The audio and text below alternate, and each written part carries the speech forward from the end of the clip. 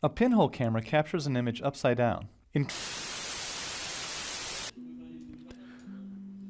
Ok, on va regarder la dernière, la directional light. Hein. Hop, je drag and drop.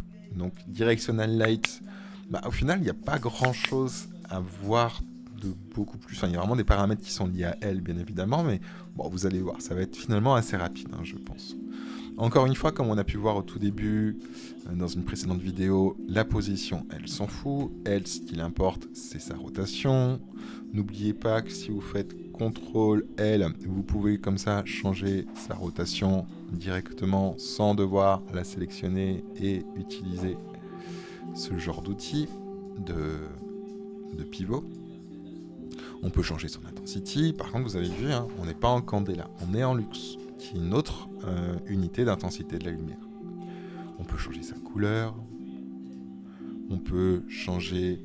on a le source angle. Donc source angle, ça c'est pas mal. Vous voyez, c'est vraiment surtout sur la diffusion de la lumière, encore une fois.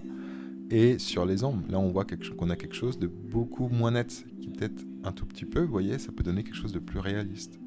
Le soft source angle, ça pareil, c'est lié aussi à comment vous voulez que ça diffuse. La température, est-ce que vous voulez quelque chose de plutôt clair, plutôt couché de soleil par exemple. On a la possibilité de dire est-ce que vous voulez que ça affecte le monde, les shadows, l'indirect lighting intensity bien évidemment, le volumétrique on verra ce que c'est après.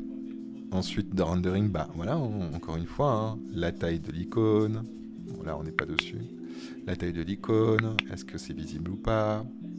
Light mask, ça c'est le baking, on va pas y toucher puisqu'on ne backera pas. Light shaft, on viendra voir après, c'est particulier.